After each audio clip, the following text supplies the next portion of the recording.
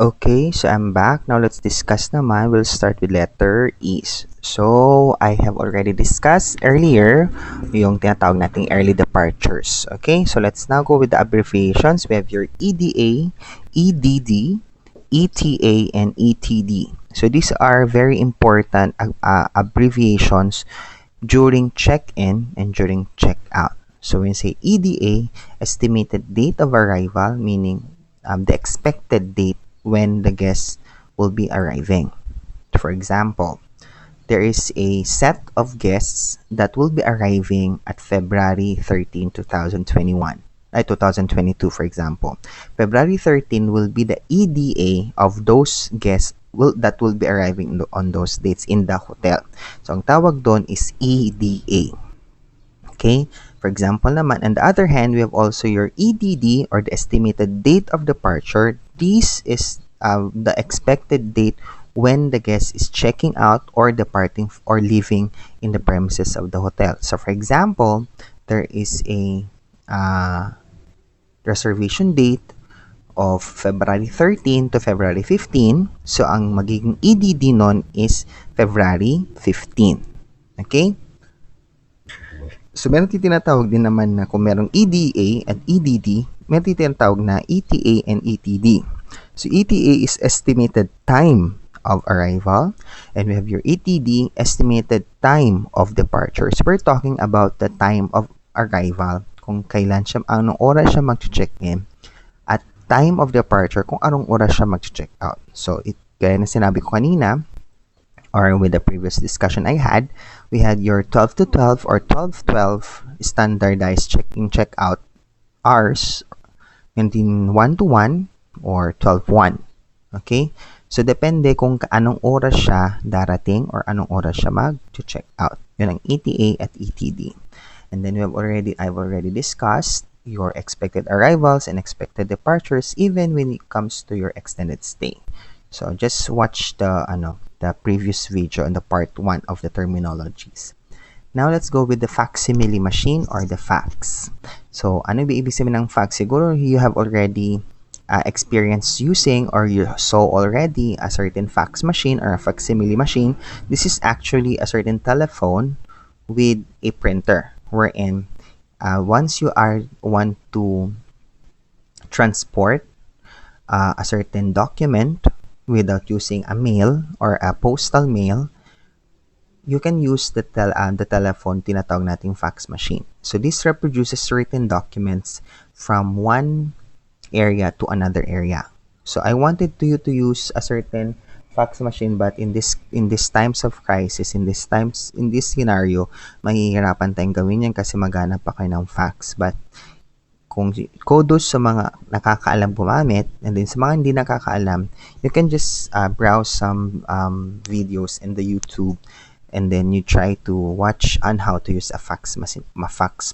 Madali lang naman siyang i-operate. So, meron tinatawag lang start, copy, tas kung for example, kung tatawag ka, ang sasabihin mo lang is fax tone please, na okay ko na katawag mo, i-start na lang adantom, parang na-send mo, na-i-copy mo, parang ganon. Okay, so yun ang fax machine or facsimile machine. And then next is your free independent traveler or FIT.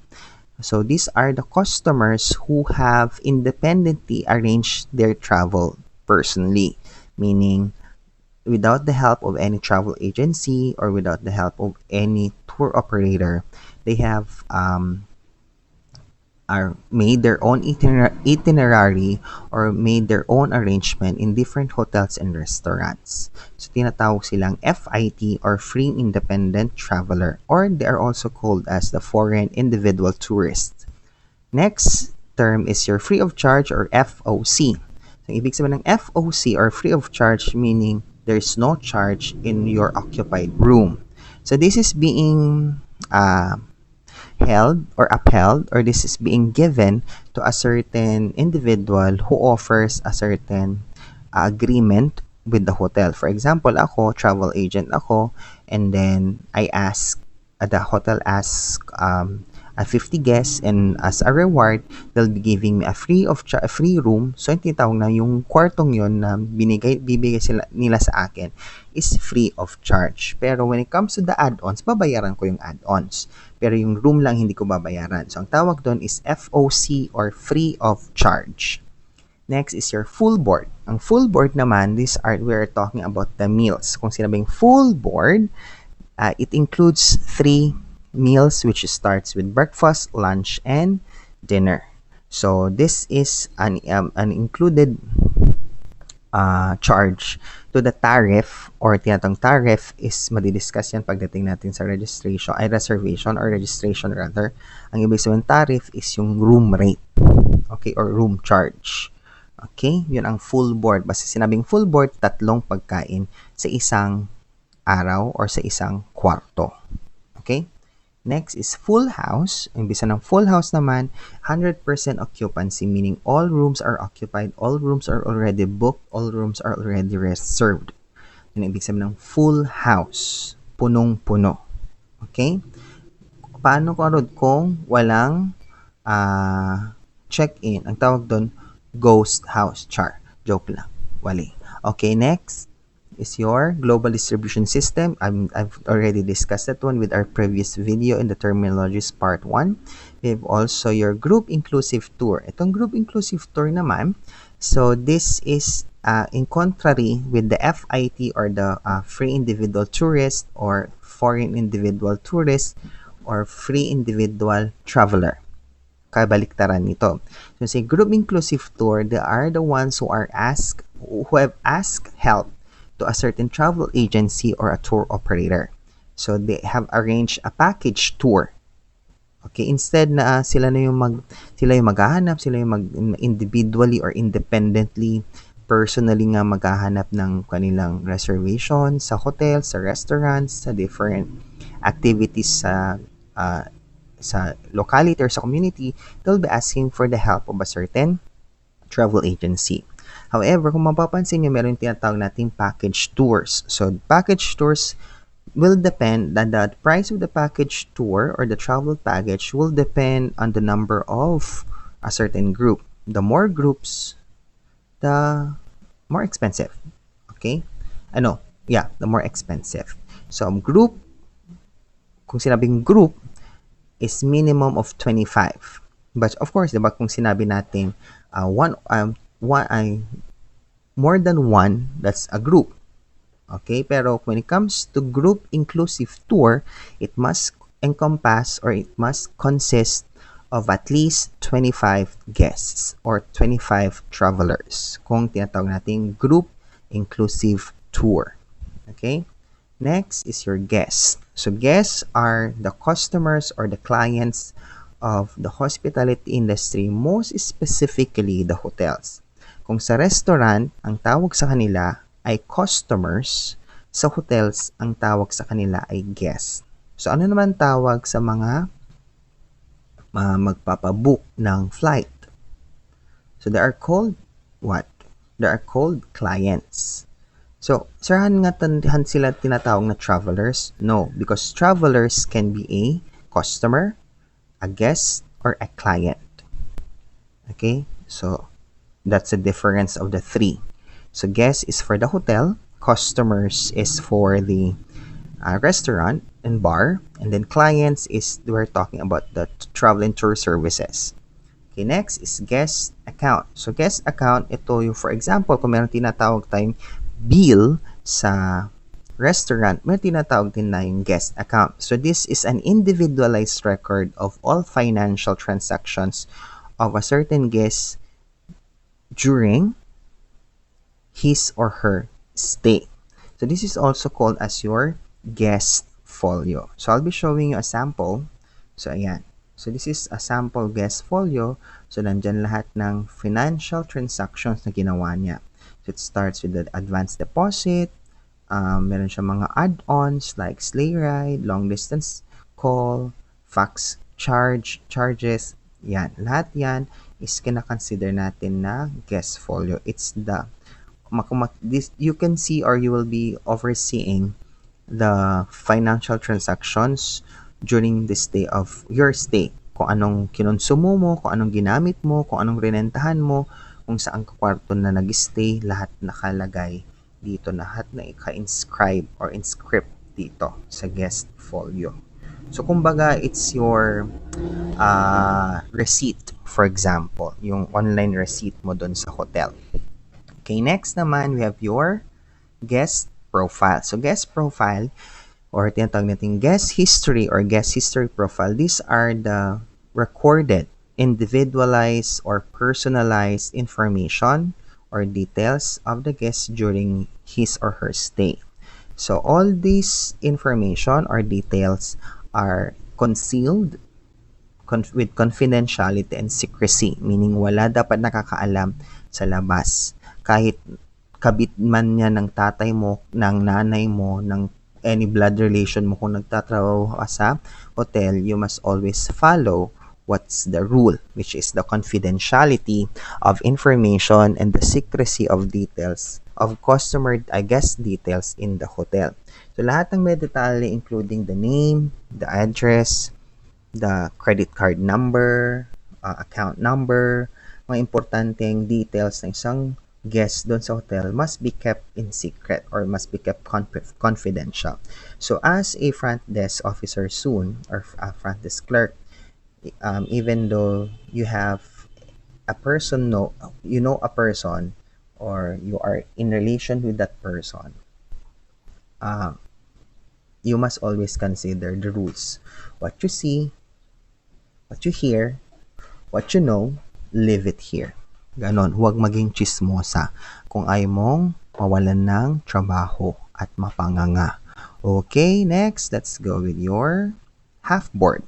So, meron tayong tinatawag na full board, meron tayong tinatawag din na half board. So, or tinatawag din natin tong quasi board or demi board.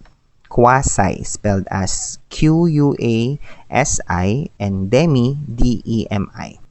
Ang ibig sabihin nun is half, meaning it includes at least two, or it includes specifically 2 meals. So it can either be breakfast, lunch, or lunch, dinner, or ang pinaka-basic or pinaka-laging ginagamit sa mga hotels is your dinner and breakfast. So pag mag-check-in ka within the day, libre yung dinner mo, tas mag-check out ka, before ka mag-check out, libre yung breakfast mo, meaning included na dun sa room rate mo or sa tariff mo. So, yun ang tinatawag na half board. Next naman is your half day rate. So, these rooms are being used in a short period of time, so within 2 to 3 hours. Ito yung tinatawag na natin mga short time. Okay, so wag mong gamitin na ang tag short time. Ganon. Gamitin mo is in tag half day. Mas at least handam amon ni kabit mo menon ni loklok ni girlfriend mo in tag half day di King's Court. Meaning automatic na DJ na short time man. Kasi walang ginagamit na short time doon sa mga hotels. May tinatawag na ang tamang tawag doon is half day. Okay? Clear. Next naman is your high season or peak season. These are these are the days wherein room availability is low or it's not even available. For example, fully booked lagi or konti na lang yung available. Ganon. Kasi nga nasa high season. Kasi ang high season ng mga hotels is lahat naman high season except the season of rainy season and winter season. Lahat yun, beside from that, yun ang magiging, for example, summer, spring, and autumn, yun ang high season or peak season ng mga hotels. Pero sa mga nasa Alps, meaning sa Alps, yung mga yung mga malalamig na mountain, yung mga may snow, pwede naman consider sila na high season pagdating ng winter and after autumn. Kasi yun ang malalamig na araw. Okay? So, depende dun sa season ng isang country. So, for example, the Philippines, rainy season is yung tinatawag nating low season or lean season ng hotels. Kasi alangan, agbagbagyo yung kag-check-in. Okay, sino tanga may mapan at check-in, agbagbagyo. Okay, so beside from the rainy season, for example, specifically sa summer, sa February, sa December, mga yan, yung mga high season or peak season ng hotels. Okay? So, meron tinatawag na high season or peak season. Meron tinatawag na low season and lean season. Okay? Next is your house status report. So, house status report, this is a report that provides all the details of the room statuses room status in the venue or sinasabing in the venue in the hotel.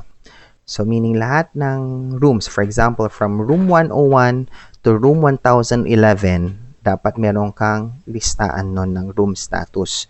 Meaning lahat yon is considered na a house, ay yun ang tinatawag na house status report.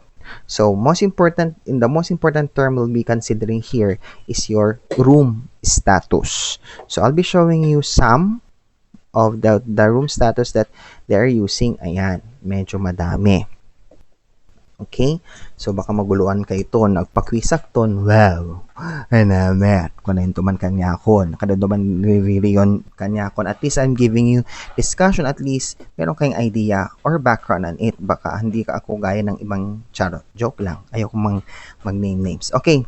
So, going back to the room status, we have your OCC or ibig sabihin occupied. Meaning, the guest is already there in his or her guest room. Occupied na siya.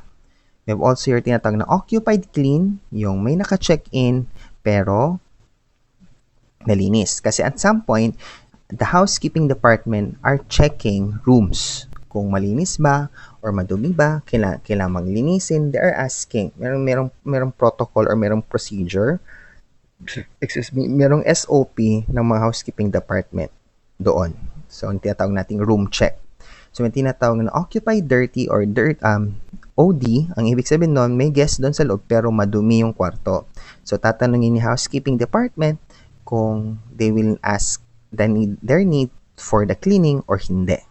Okay? Kasi depende din sa guest yon. Hindi ka nang diretso nga papasok doon sa kwarto. Next is VC, meaning vacant clean, walang nag-stay, ready for check-in at malinis.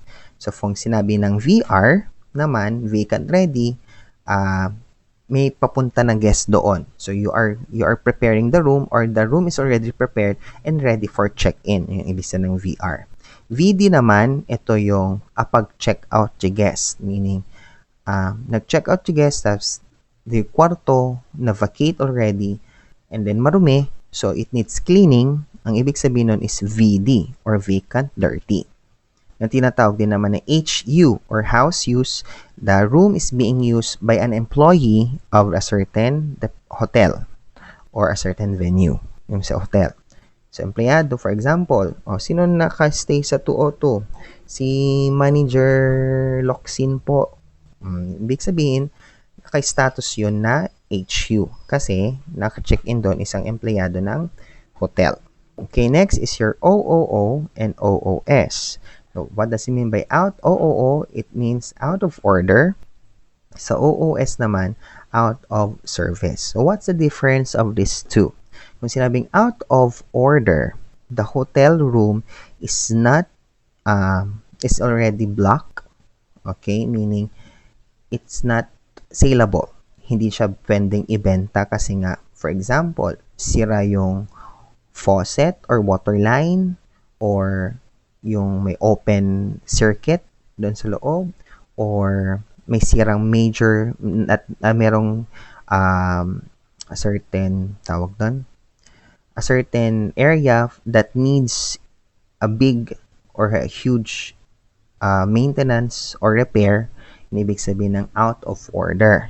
Ang out of service naman is the hotel the guest room is temporarily block, meaning hindi siya, temporary lang siyang hindi magagamit kasi, for example, nawalan ng linya ng telepono, or nasira yung remote control, or nagkulang ng amenities, or yung cable ng television is nawawala.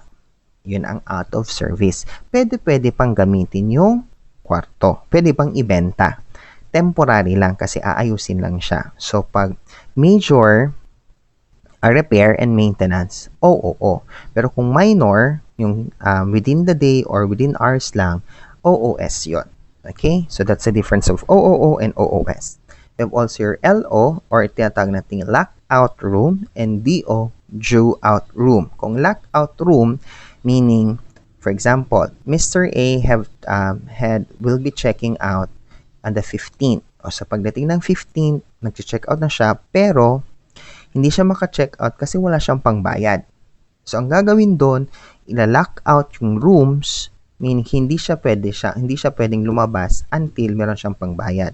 At kung hindi siya makakalabas at hindi siya makakapagbayad, mayroong options na ibibigay ng hotel. For example, may tinatawag nating credit limit, pwedeng ipautang, or masapol na dadaan na siya sa legal issues or legal aspect sa pag-check out. Yun ang tinatawag na lock-out room. Due-out room naman is a room that is expected to check out. Okay?